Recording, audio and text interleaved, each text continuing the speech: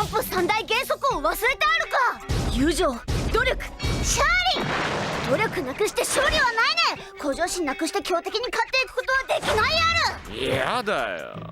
Hello and welcome, ladies and gentlemen. My name is Crash, and today we're talking about the 3 principles of Shonen Jump and how they relate or don't relate with Chainsaw Man. And since according to a poll I did on my Twitter, which you can follow at Manga_Crash by the way, only 30% of people are aware of what the 3 principles are, let's start by explaining those. The 3 principles, like Agura very eloquently said at the beginning of the video, are Yujo, Taryoku, and Shiori, or friendship, effort, and victory respectively. These have been referenced in media occasionally, and it's the core elements and message that Shonen Jump wants the magazine, and therefore the manga that they publish, to have. Now what this means is that to achieve victory you can't do it without effort, without trying hard, without pushing your limits.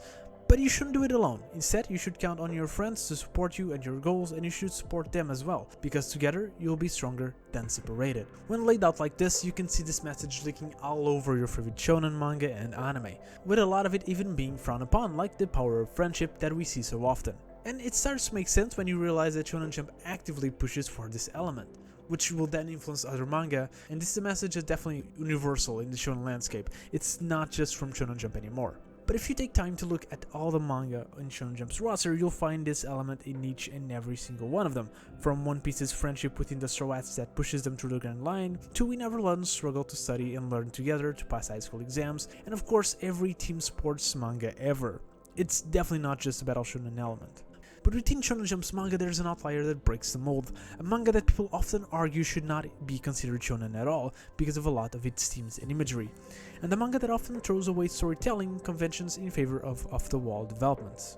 Chainsaw Man is not your traditional shonen in a lot of regards, so it wouldn't be that strange to not follow the 3 principles of Jump, and in fact a lot of the lines spoken by the characters go against them. But once you look more into it, you start to see it. But before we start, I need to warn you that I'm about to spoil this manga a lot. I'll be talking a lot about key moments in the story and the endgame of Chainsaw Man's Part 1. So if you haven't read all of Part 1 and you're worried about spoilers, then it's better to come back later. So with that out of the way, let's start.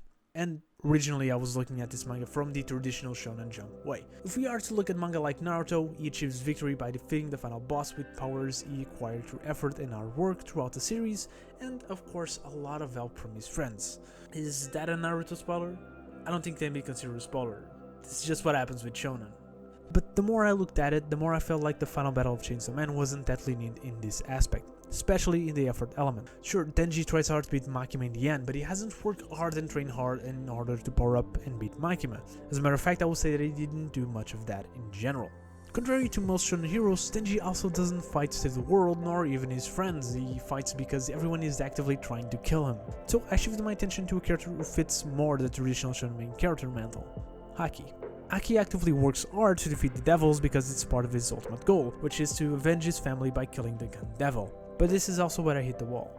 That hard work doesn't pay off. As a matter of fact, despite being the closest to a traditional shonen main character, his actions often come with negative effects to him. His actions to save his friends led to his lifespan being drastically reduced. That's fine, sacrificing yourself for the sake of your friends is indeed part of friendship, but Haki doesn't even get his wish. Yes, Denji kills the gun devil, but unless I'm missing something, there's still parts of the gun devil around, and they're just going to keep being used. Haki realized this just before the last moments. He realized that the goal he had worked hard all his life to achieve is not coming true. But I think the key moment of Haki's arc comes in the moments preceding this. Despite finally being given the chance to fulfill his goal, he decides not to, because he's found another goal, to protect Denji and power. And sure, he feels this as well, he's just a very tragic character, but it was here that I realized that I was looking at things the wrong way. So I decided to go back to chapter 1 and see exactly what is the ultimate goal of Chainsaw Man.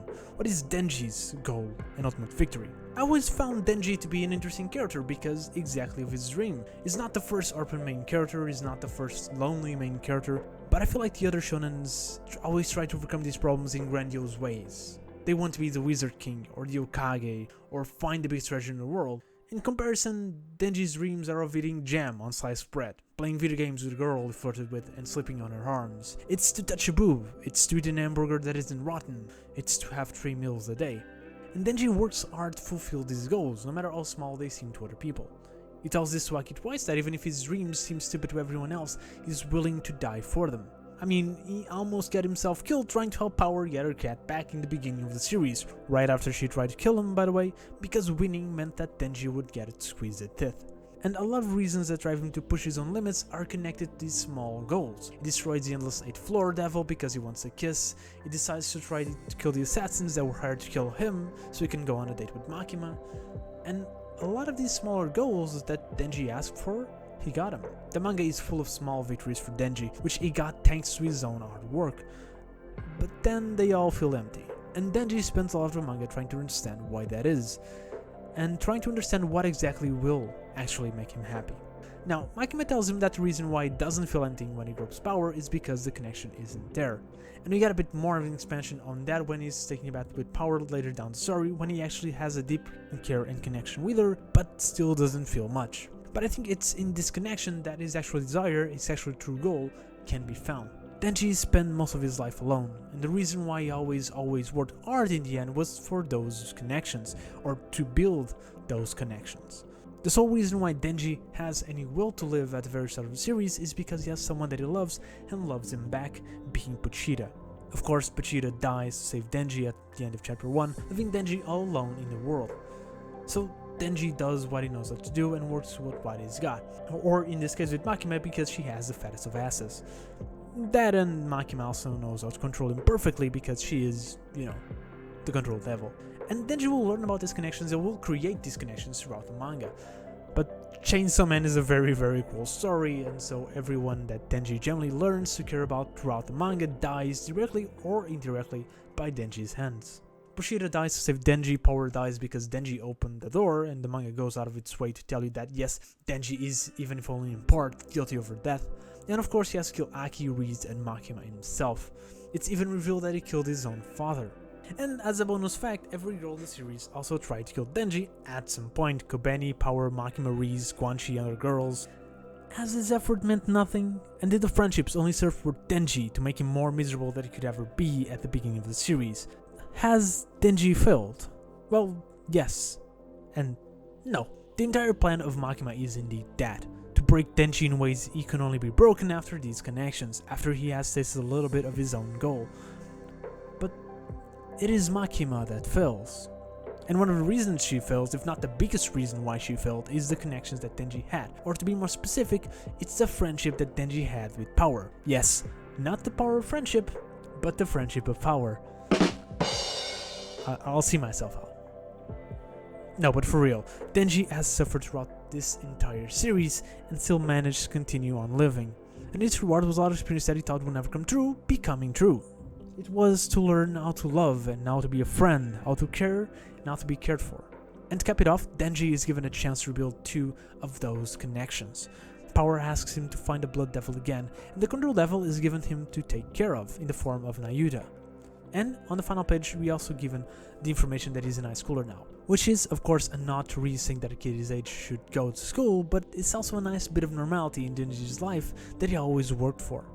So yeah, Chainsaw Man's plot is not as straightforward as some other shonens, and that's why I and so many others love it, but it does follow the true principles of shonen, and I'd say friendship is one that is deeply connected with it, as is with other shonens as well.